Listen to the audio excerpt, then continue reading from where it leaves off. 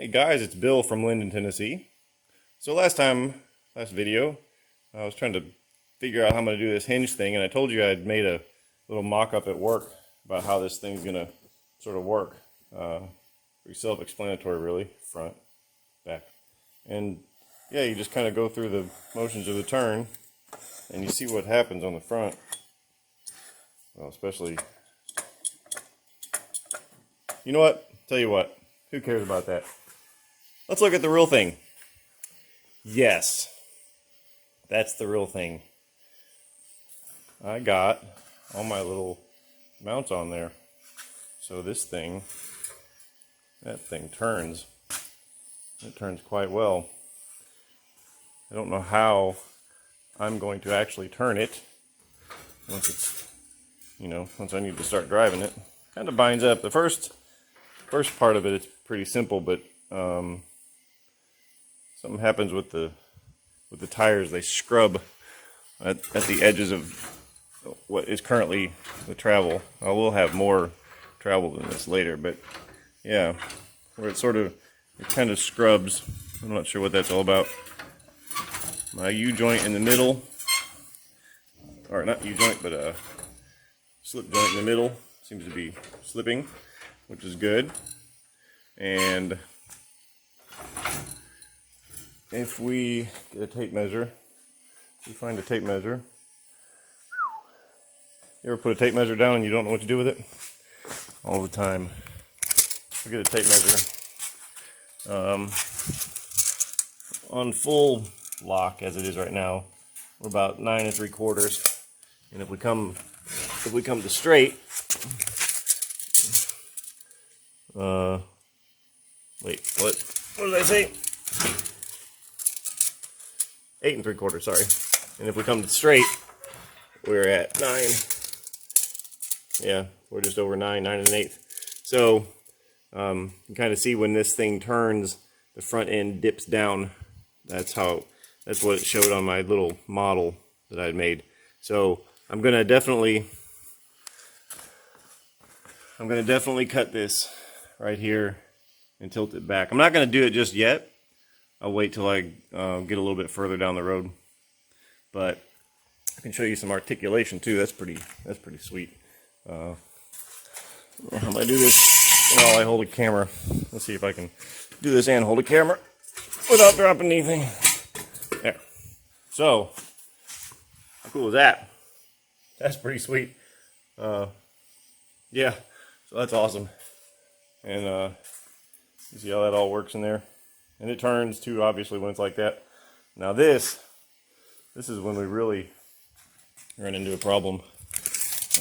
We were 9 at normal ride height, and now we're at 7.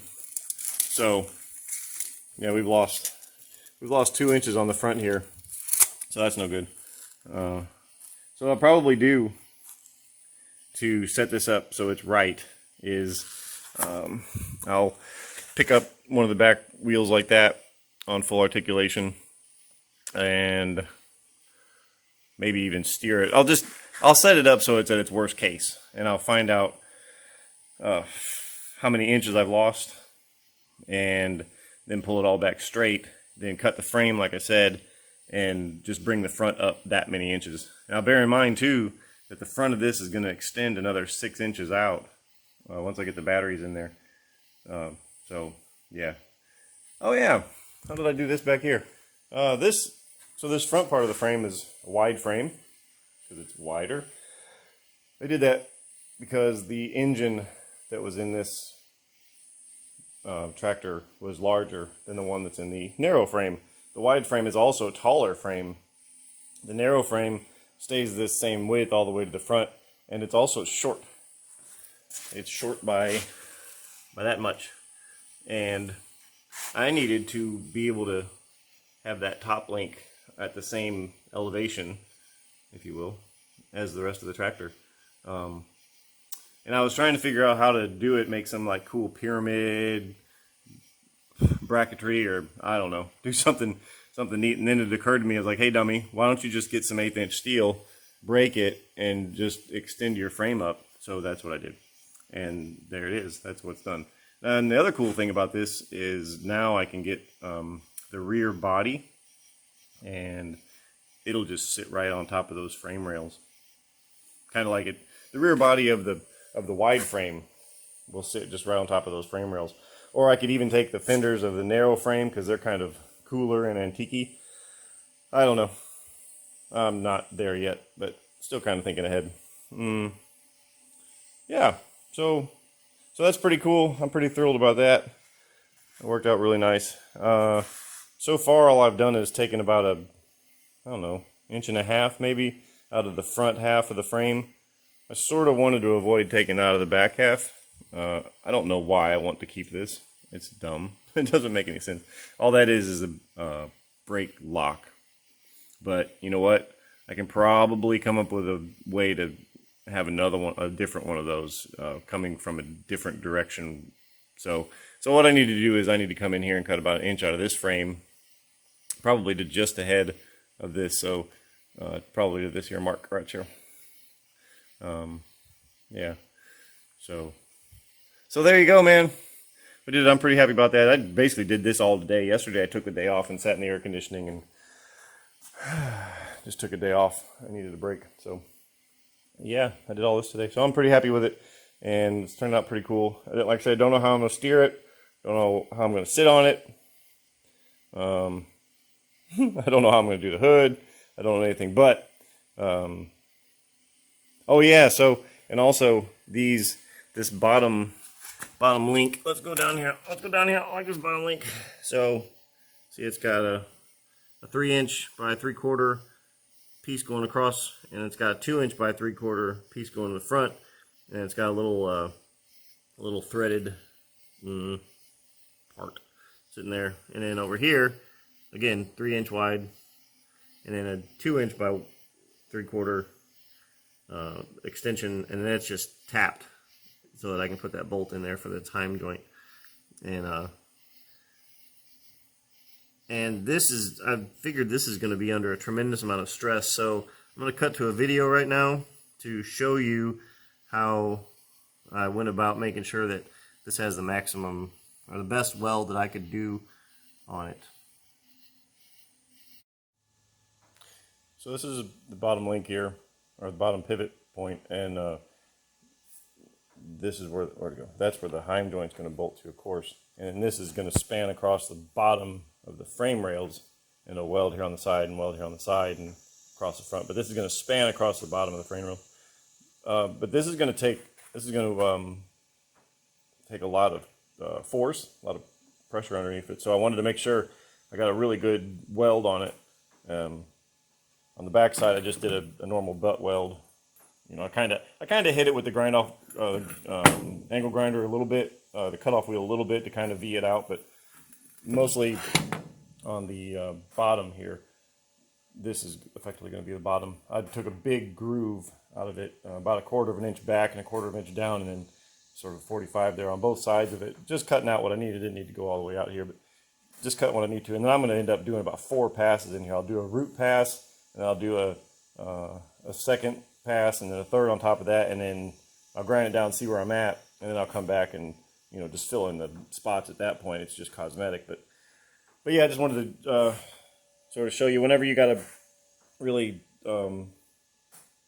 you know, high load joint like this, you want to make sure you get a good root, or a good notch in there, so you get good penetration and a good weld.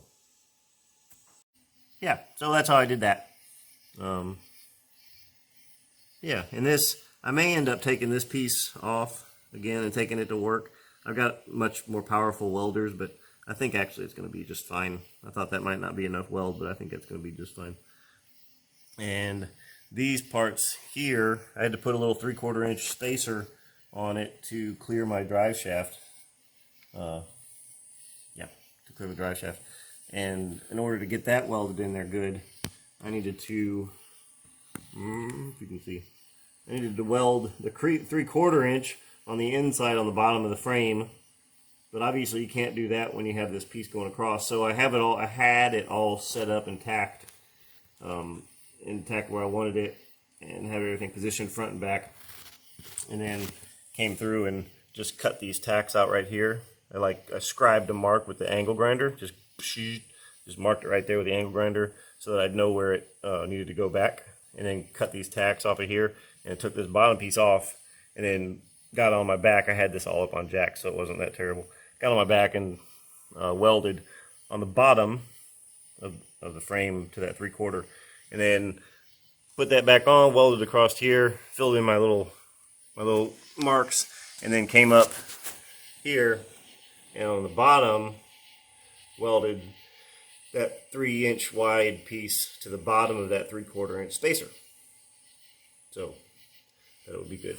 And then got some hot welds on there so you can see how that weld fully penetrated the 1/8 inch steel on the frame. So I'm not gonna have to worry about that. Did the same thing up the front. Sorry. Yeah, did the same thing up in front. Yep. And yeah, that's how I did all that stuff. So now what do I do? What do I do now? What do I do now? I think I'll work on the front batteries.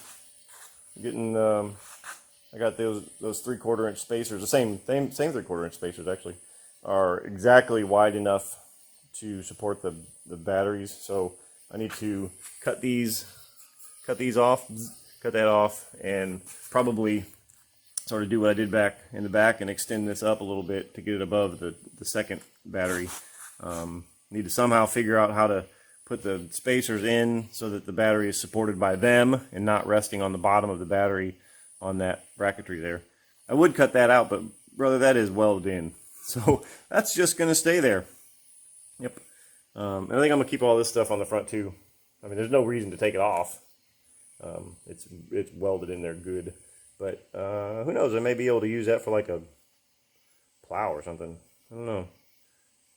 Anyway, so yeah, so that's where we're at. I got my C-clips installed on my axles. I had to order some different outer seals, some different seals for the outers, and yeah, and also this is kind of cool. So those big tires back there, those are 8.5 inch wide rims, but they're super duper dished. They're super dished in, and it makes the rear track quite a bit wider than the front track, which may be okay, but I don't know.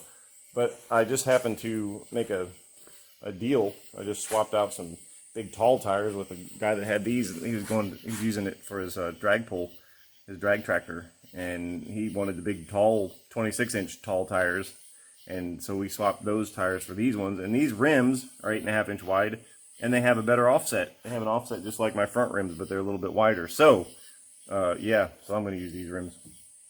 Yep, and need to. Heck, I could probably even put these tires on there now. I need to find I think I'm going to probably powder coat these wheels. Powder coat them white, because it'd look good. Might powder coat them black. Leave in the comments if you think it should be black or white. Alright guys, well thanks for watching, and we'll see you next time.